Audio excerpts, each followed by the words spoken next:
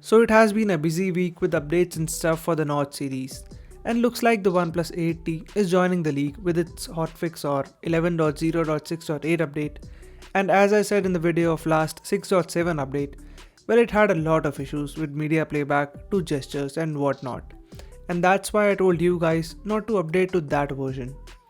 Anyways, so here we have it, the latest update for the OnePlus 8T, and surprisingly, most of the changelog looks similar, except those playback issues, and that had to happen, right?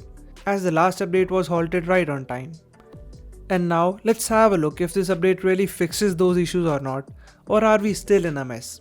So let's get into it right away, shall we? And to be honest, given the past experience, don't install this one right away, and I'm doing it on my device so that your device stays free from those issues. Also, a full review will be up really soon after thorough testing, so stay tuned with me. Now to get this update on your device, well, first of all, download this application called Oxygen Updater from the Google Play Store. Now open the application and tap on this download update button. And this will download the zip file of this update. And once it's done, simply go to settings. Now go to system, choose system updates from the list, and in here tap on this gear icon on the top right corner. Now choose local upgrade option from the list and choose the zip file we just downloaded. Just hit that OK button and it will start installing the update. And don't worry, your data will not go anywhere. So now we are on OxygenOS 11.0.6.8 update, and first of all, let's have a look at those benchmark scores after this update. So on Geekbench, the device had a score of 894 in single core and 3224 in the multi-core score. And after the update, the scores are like 894 in single core and 3217 for the multi-core score. So no major change here and the benchmark scores are similar. Now let's have a look at the changelog, and first of all in the system part, well, those glitchy gestures are quite better. Though I still have my doubts, and in my time with it, these gestures were working fine as of now. And I am a bit relieved by it because the last update just ruined it for me. And for what it's worth, these gestures seem fine as of now. But I'll be posting a full review really soon, so subscribe if you haven't already. Also, with the last update, OK Google or Hey Google hotword just stopped working, and the device was not responding to those commands, and luckily after this update it is working fine now, and the device responds just fine when the assistant is called out, so everything seems well here. After that, well, the issues with fingerprint scanner have now been fixed, and I did not have any accuracy or any other issue with it in past, though there was some glitch for many of you. So the fingerprint scanner is as usual responsive, and hopefully it should be more accurate as well. Now one good thing that has been added in this update is this option to remove this extra space below the keyboard. And this is really great because it gives you the option, and I appreciate the extra space to work. So to remove this space, all you have to do is just go to settings, now go to system, choose language and input from the list, now go to this keyboard height and adjustment options and choose hide. And now the extra space below the keyboard will be removed, which is a tiny but neat add-on.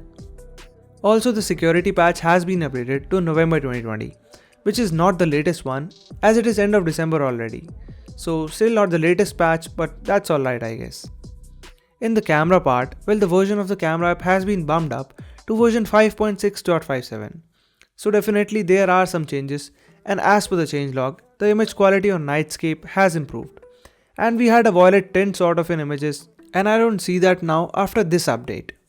But the overall image quality is still similar in other scenarios, and even the front facing camera overexposes images like it used to do, and you can see the difference after taking control of the exposure. So that is the only workaround as of now, and I hope they will really work on it in future. Now in the gallery part, well, if you had some issues with the images disappearing from the gallery, well, then this update should take care of it. Also note that one app has been added to the list of pre-installed apps, and that is this Oneplus Nord application. But relax, you can uninstall it quite easily as you do with other applications. And in case you are not going to use it, well, no worries there. Last but not the least, in the network part, issues with Wi-Fi have been fixed, and though I was not having any issues as such, I'll let you know in case I'll start to face one. And yes, I have turned on voice over Wi-Fi again as I was facing issues with it with the last version. So for now it seems alright, and rest time will tell. Plus, as I reported in past, the screen is still flickering to yellow on white background, but that is specific to this advanced color profile in settings. So if you are using AMOLED white gamut and light mode, well, you are going to observe it for sure.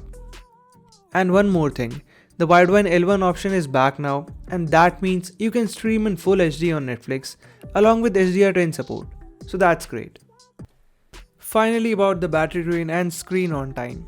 And in this, I just have to say that the battery life feels quite similar for now. Rest, a thorough check is required, and I'll let you guys know about that in the full review.